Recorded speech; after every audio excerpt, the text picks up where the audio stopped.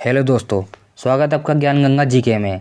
ये प्रश्न संघ लोक सेवा आयोग यानी यूपीएससी, राज्य लोक सेवा आयोग, कर्मचारी चयन आयोग एवं डिफेंस एग्जाम जैसे NDA, CDS, army, ITBP, CISF, UKSSC, SSC GD आदि के लिए महत्वपूर्ण है। तो आइए इसकी शुरुआत करते हैं। आज हमारा टॉपिक होगा भारत के राष्ट्रीय प्रतीक। भारत के राष्ट्रीय प्रतीक में सबसे पहले हम पढ़ेंगे राष्ट्रीय ध्वज। भारत का राष्ट्रीय ध्वज तिरंगा है जिसमें 3 रंग हैं, जैसा कि आप सभी को मालूम होगा।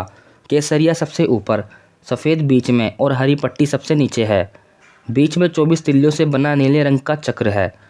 राष्ट्रीय ध्वज की लंबाई व चौड़ाई का अनुपात 3:2 है। संविधान सभा में राष्ट्रीय ध्वज हंसा मेहता ने प्रस्तुत किया था। संविधान सभा ने राष्ट्रीय ध्वज को 22 जुलाई 1947 को अपनाया था। यानी जो हमारा राष्ट्रीय ध्वज है वो मान्य रूप से 22 जुलाई 1947 को मान्य कर लिया गया था, यानी स्वीकार कर लिया गया था। आगे पढ़ते हैं। राष्ट्रीय ध्वज के बारे में कुछ रोचक तथ्य हम जान लेते हैं। रोचक तथ्य: राष्ट्रीय ध्वज का डिज़ाइन आंध्र प्रदेश के पिंगली वेंकैया ने तैयार किया था, जिस पर पहले चक्र की जगह चरखा था। यह आप नीचे पिंगली वेंकैया जी की तस्वीर भी देख सकते हैं। भारतीय ध्वज संहिता सन 2002 के तहत आम नागरिकों के लिए राष्ट्रीय ध्वज फहराने का अधिकार मिला। 1971 में पहली बार अमेरिकी यान अपोलो 15 के तहत तिरंगा सबसे पहले अंतरिक्ष में गया था। यानी जो अमेरिका का अपोलो 15 था उसके जरिए हमारा जो राष्ट्रीय ध्वज है वो पहली बार अंतरिक्ष में फहराया गया था। झंडा गीत झंडा ऊंचा रहे हमारा की रचना श्यामलाल गुप्त ने की थी। आप उनकी तस्वीर नीचे देख सकते हैं। राष्ट्रीय शोक के समय राष्ट्रीय ध्वज को आधा झुकाया जाता है।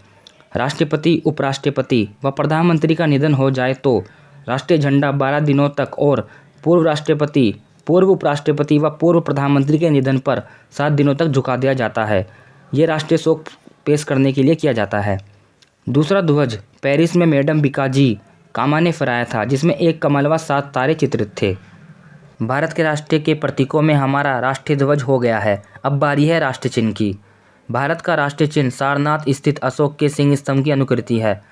इसमें शीर्ष पर 4 सिंह और एक अन्य हाथी है, एक घोड़ा और एक बैल की आकृति है। आप इसके नीचे तस्वीर देख सकते हैं। भारत सरकार ने 26 जनवरी 1950 को ये चिन्ह अपनाया था। इसमें नीचे सत्यमेव जयते लिखा है, जो मुंडक उपनिषद से लिया गया है। हमारे 12 उपनिषदों में से मुंडक उपनिषद भी एक उपनिषद है। अब हम पढ़ लेते हैं राष्ट्रीय गान। राष्ट्रीय गान भी राष्ट्र का प्रतीक होता है। भारत का राष्ट्रीय गान जन गण मन है, जो रविन्द्रनाथ टैगोर ने मूल रूप से बांग्ला भाषा में लिखा था।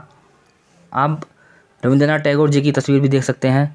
भारत का राष्ट्रीय गान 24 जनवरी 1950 को अपनाया गया था, जबकि सर्वप्रथम राष्ट्रीय गान 27 दिसंबर 1911 को कांग्रेस के कोलकाता अधिवेशन में गाया गया था। राष्ट्रीय गान के गायन की अवधि 52 सेकंड्स है, जबकि प्रथम व अंतिम पंक्ति गाने का समय 20 सेकंड है।